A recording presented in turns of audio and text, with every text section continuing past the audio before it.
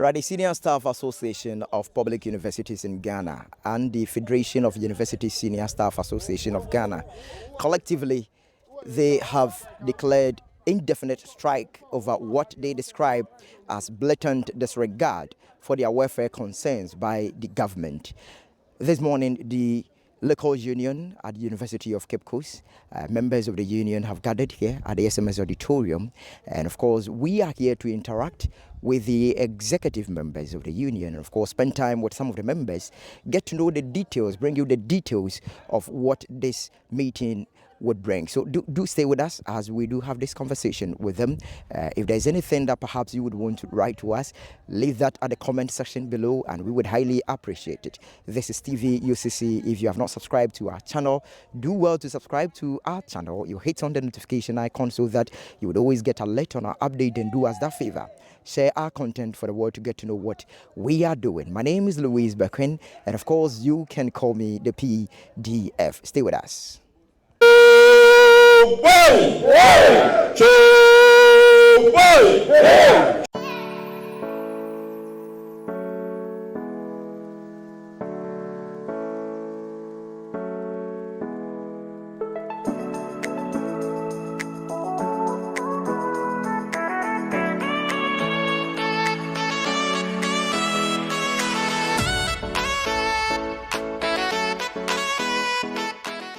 Good morning, colleagues. Good morning, friends from the media. You are all welcome to today's gathering. This gathering is going to be brief. As we have heard in the media landscape, Senior Staff National has led the way by declaring a national strike. It is incumbent on us as local executives to also respect the protocols, inform management duly, call colleagues, brief them on the issues, and also do the needful. That is why we have gathered here this morning. Without much ado, I'll walk us through the issues which has demanded that we lay down our tools and seek for proper redress from government of Ghana. We have two issues on the table. First is our Tier 2 contribution. Per the new Pension Regulatory Act, that's the National Pension Act 766, we have 3-tier pension scheme. And per the 3-tier pension scheme, Tier 1, Tier 2 is a mandatory contribution.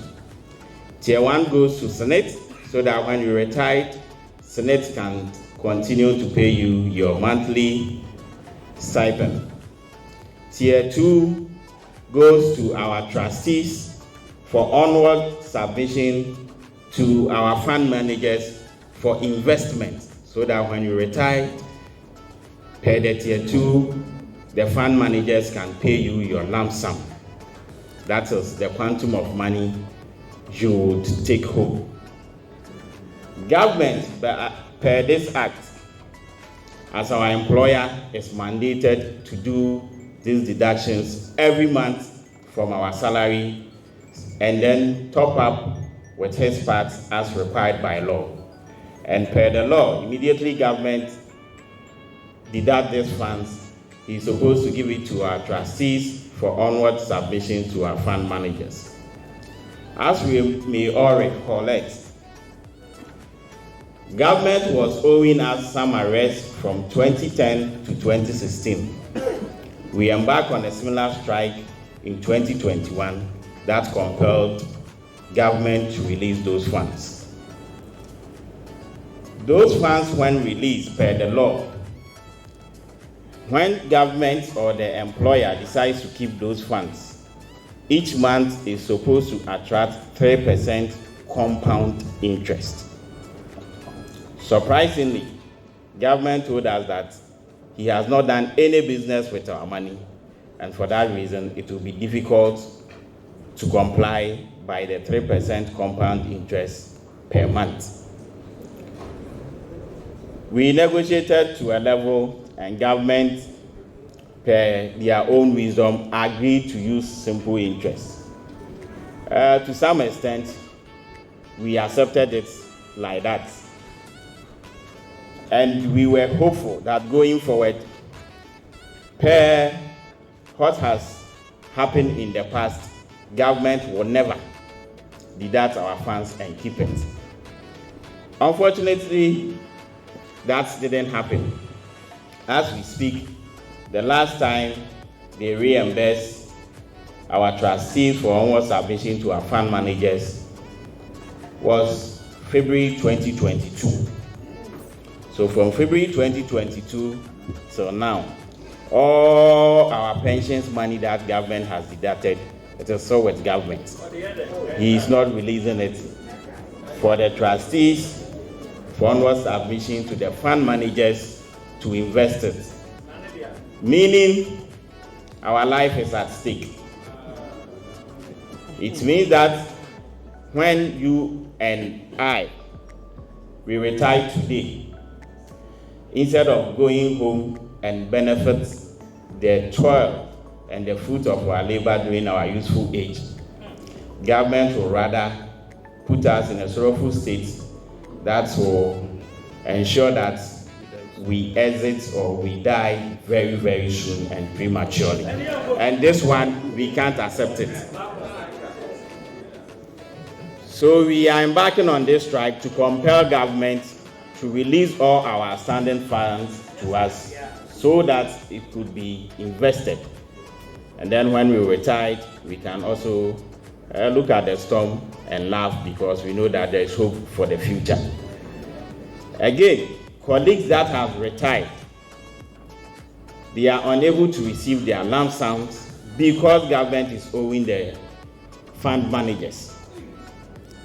And those people, as we speak, some have critical illness and they are wallowing in abject poverty because their own monies. This is not money government is dashing us. It is our own money that government has deducted and doesn't want to release it to us for the purpose for which it was deducted. So that is one of the reasons. Number two is overtime allowance. We have a condition of service as an university senior staff. And per our condition of service, we have negotiated with government that we can do overtime up to a maximum of 75% of our basic salary. These overtime issues are not being complied by with management of University of Cape Coast, for which we due management and government's attention. That's all other sister universities, staff, especially those at library, security, and all principal officers are enjoying overtime, for which UCC, they have denied us and we think it is illegal. And we requested for immediate restoration. Fair Wages and Salaries Commission wrote a letter to that effect, directing university management to pay us overtime. That is qualified staff overtime. To our surprise, our regulator, JTEC, wrote back to Fair Wages and told Fair Wages that they don't think the decision they are taking is the best decision because to them, senior staff. So now let's know, to government, to JTEC, and to Fair Wages, senior staff of University of Cape Coast and all other universities, we only assign duties. And we don't do anything beyond assigning of duties. And for that reason, they can't continue to pay us overtime. This has compelled GTEC to write to all other sister universities to stop payment of overtime and introduce something they call it call-in. Per our condition of service, we have never negotiated for call-in with any government organization or institution. And we were expecting that it is two parties that came into agreement. If at a point one party thinks they want to amend it is fair and proper that they should have invited us for a discussion before that decision could be carried out. But that couldn't happen, and before we realized, they've written to vice chancellors that going forward, over time, it's a thing of the past, and even colleagues that received it last year, they should deduct from their salaries. This is an unthinkable situation, and as leaders that will swear an oath to protect the welfare and the well-being of our members, we can't sit down aloof without doing anything. For this reason, we have decided to embark on this strike, an indefinite strike of that matter, to compel management to rescind the decision on the above two things, as I have said.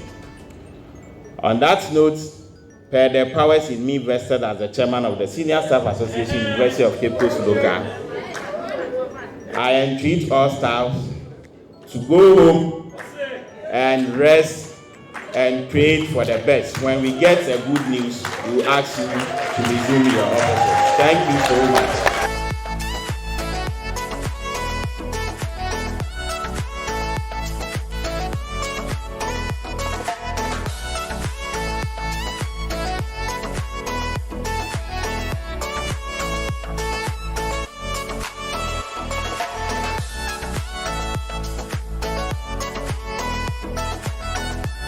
Right, so this is where we'll draw the curtain on our conversation with members of the Senior Staff Association of University of Cape Coast.